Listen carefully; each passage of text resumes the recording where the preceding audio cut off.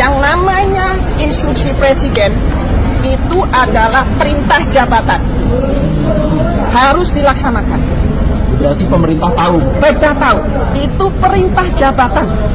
Dan saya melaksanakan sudah sesuai dengan perintah melaksanakan sebagai pelaksanaan anggaran dasar. Due diligence nggak sih, Bu? Due diligence, ada 3 konsultan yang terlibat, FGE, McKinsey, dan Woodmac. Ya, jadi sudah ada 3. Ya, jadi itu sudah konsultan, sudah melakukan pendalaman dan disetujui oleh seluruh direksi secara kolektif kolegial, secara sah, karena ingin melanjutkan apa yang tertuang di dalam proyek strategis nasional. Ibu merasa dikorbankan siapa, Bu, berarti? Saya tidak mau komen. Berarti yang bertanggung jawab siapa? Saya tidak tahu siapa pada saat itu yang menjabat di 2018. Berarti saya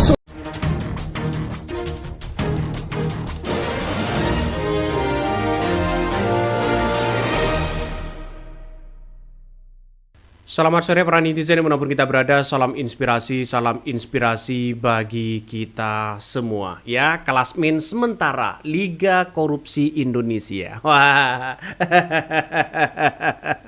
ngeri bos, ngeri ya. Liga Korupsi Indonesia. Siapa mereka dan siapa pemain-pemain mereka? Dan siapa coach mereka?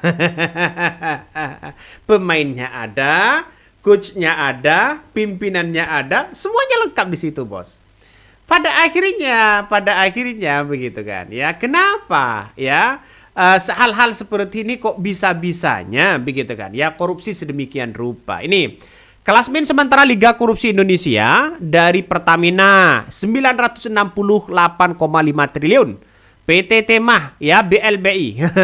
Terus kemudian yang terakhir itu adalah BTS Kominfo, ya, 8 triliun. Ini ngeri pada akhirnya.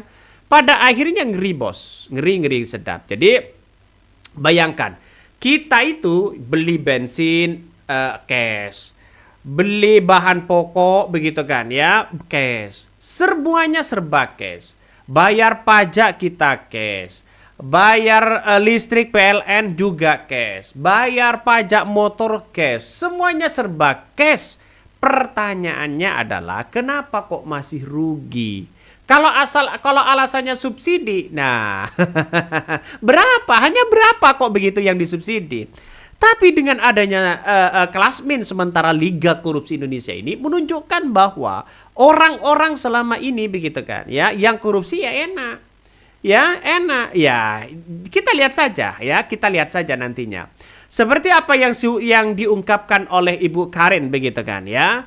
Ini menjelaskan di situ begitu, ya, bahwa ex Dirut Pertamina, ya, diduga singgung Jokowi dalam kasus korupsi Pertamina. Wah. Ini ujian besar lagi begitu. Ujian besar lagi, ya, buat Pertamina. Buat seorang, ya, era Jokowi begitu kan, ya, seharusnya KPK untuk mengadili Jokowi. Benar kan? Jadi artinya apa? Artinya secara tidak langsung begitu, ketika Dirut Pertamina menyampaikan permohonan maaf kepada seluruh rakyat Indonesia bahwa ini adalah ujian terbesar, lantas bagaimana dengan ujian-ujian seperti ini? Bisa nggak untuk mengadili seorang Jokowi? Bisa nggak untuk memeriksa seorang Jokowi? Kan itu pertanyaan dari masyarakat. Jadi satu persatu ini sudah mulai mengungkapkan, tidak ada yang kemudian dilakukan oleh bawahannya tanpa sepengetahuan atasannya. Apakah seperti itu, ya, yang kemudian disampaikan Ibu Karen ini begitu? Makanya tidak heran orang-orang akan terus membicarakan masalah soal-soal bagaimana begitu kan, ya, mengadili seorang yang namanya Mulyono. Ngeri kan? Ngeri, bos. Jadi kalau memang ini benar beredar dalam sebuah video, ya, dalam ex Dirut Pertamina ini diduga singgung masalah soal Jokowi, maka kemudian, ya, siapa yang harus diperiksa? Jadi apakah hanya orang-orang biasa? Apakah hanya rakyat yang harus diperiksa? Ya, orang-orang mereka lah begitu kan. Jadi agak lucu sih sebenarnya. Makanya tidak heran orang banyak berbondong-bondong begitu kan mengatakan bahwa adili Jokowi, adili Jokowi. Ini Dirut sebelum Jokowi berkuasa, bro. Iya, begitu kan. Ya, tapi kan apa yang kemudian disampaikan oleh Karin ini menunjukkan bahwa apa yang kemudian kita lihat ya dari statement dari Ibu Karin ini yang terakhir di situ yang menunjukkan bahwa ya tidak ada yang dilakukan oleh bawahnya kecuali atas perintah dari atasannya. Itu kan ngeri pada akhirnya. Jadi siapapun pemimpinnya, maka harus benar-benar ditindak siapapun orangnya. Kan ngeri pada akhirnya ya. Mulai deh saling lempar kesalahan ya. Seharusnya semua digantung di hadapan umum. Anda bahagia tinggal di Indonesia, hukumnya ringan-ringan aja. Makanya saya pribadi mengatakan bahwa dan menganalisa bahwa kalau hanya orang-orang itu yang kemudian diproses secara hukum ya, para oligarki yang punya kepentingan besar ya, orang-orang yang mengatur sana sini tidak diproses secara hukum, maka tidak akan bisa untuk memberantas itu. Begitu muncul lagi kayak judol ini ya, sampai sekarang mana ada orang-orang yang kemudian para pemain-pemain di situ ditangkap? Nggak ada, bos. Artinya apa? Artinya ya hukum kita itu lemah. Di era Prabowo begitu kan ya, masih aja pesimis. Di era Jokowi apalagi kelemahannya sangat luar biasa di situ. Kenapa pertanyaannya sekarang masyarakat yang mengatakan bahwa kepuasan terhadap kinerja Jokowi, kepuasan sana sini, bagaimana dengan korelasinya sekarang? Ada 11.000 orang yang kemudian di PHK besar-besaran dari Siritek itu. Kabarnya bos Siritek mengatakan ya akibat ya Permendak 8 tahun 2024 yang ditandatangani oleh seorang Jokowi. Ini kan ngeri, bos. Ya, siapa yang mesti disalahkan sekarang ini? Makanya impor-impor itu jangan terlalu bebas lah ya. Kasihan ya, padahal Siritek ini dibangun tahun 1966 dan banyak yang kemudian ya barang-barangnya sudah diekspor ke 10 negara. Bangga kan negara kita bisa mengekspor sana sini begitu kan? Ya. Ya, jadi bangga. Tapi pada kenyataannya sekarang sudah tutup permanen. Nah, akibatnya apa? Akibatnya terlalu bebas mereka. Makanya pasti ada kepentingan-kepentingan di dalamnya. Seorang Prabowo harus bisa menangani ini semua. Ya, buka lapangan pekerjaan lagi begitu kan? Ya, jutaan lapangan pekerjaan lagi di situ ya. Ya, kalau toh pada hakikatnya hanya itu aja, ya tidak bisa begitu. Ini mau beres, buang tuh 2 orang keluarga Jokowi yang dapat privilege-nya. Jadi petinggi Pertamina dan beneran hapus mafia di tubuh Pertamina. Ya tempo hari Jokowi sok-sokan bilang Patra sudah bersih. Ngeri. Ya satu persatu sudah ngeri, bos. Ya sudah ngeri di situ. Coba kita lihat dari Malaysia begitu kan ya. Malaysia jual Pertamax katanya 7.800. Itu untungnya 280 triliun. Sedangkan Indonesia jual Pertamax 12.900 per liter, rugi 968 triliun. Ada apa di situ begitu? Dan ini kan apakah masyarakat itu aja begitu kan? Jadi saya kira dengan adanya seperti ini kok lucu negara kita. Coba beli apapun kita bayar cash. Beli HP cash, semuanya serba cash, sana sini cash.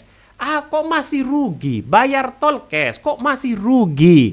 Ya, jadi artinya apa? Ada ketidakberesan di dalamnya ini. Makanya Prabowo harus berantas orang-orang itu. Tapi ingat, walaupun Prabowo ingin memberantas orang-orang mereka, jangan sampai diisi oleh para kader-kader Gerindra. Agak lucu juga pada akhirnya. Iya kan? Agak lucu juga begitu kan. Ya, jangan sampai di situ diisi oleh temannya ini, temannya itu begitu kan. Ya, jadi kalau ingin mengelola sebaik mungkin ya, kelolalah begitu dengan orang-orang yang punya kapasitas penting. Ya, ini harus ada perombakan ulang di tubuh Prabowo sendiri. Jadi saya kira ini persoalan-persoalan sangat serius ya kepada negara kita, karena pada kenyataannya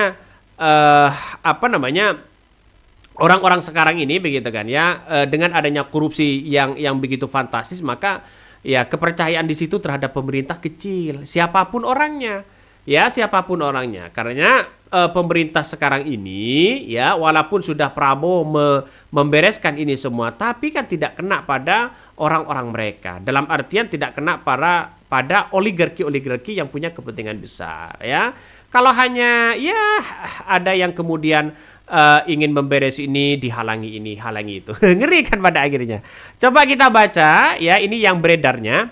Beredar video ex Dirut Pertamina diduga singgung Jokowi dalam kasus korupsi Pertamina. Wah, ngeri-ngeri. Siapa mereka? Coba kita baca. Mantan Direktur Utama Pertamina, Karen Agustiawan, menyampaikan pernyataan mengejutkan yang menyebutkan bahwa kasus korupsi yang melibatkannya terjadi atas perintah mantan Presiden Joko Widodo. Dalam sebuah cuitan yang diunggah di akun Twitternya, begitu Karen dikabarkan menyebutkan Jokowi sebagai dalang di balik kasus korupsi Pri Pertamina. Ngeri gak? Apakah seperti itu? Ya kita lihat saja bukti-bukti yang kuat begitu kan. Apakah ada dalang di balik ini semua? Karen melakukan korupsi mengikuti perintah dari ex-presiden Jokowi. Tulis akun tersebut. Tidak hanya itu, akun tersebut juga menuduh bahwa total korupsi yang diduga melibatkan mencapai 1.600. Nah, walaupun hal-hal seperti ini terjadi, begitu kan ya, diungkapkan, tapi kan tidak ada bukti yang kemudian ya memperkaya diri terhadap seorang mantan presiden. Ya, saya tidak membela siapa-siapa, tapi melihat bahwa kalau toh ada kerugian besar, ungkapkan di publik secara bukti. Buktinya mana? Ya, ini kan di persidangan kan harus bukti, ya, bukti.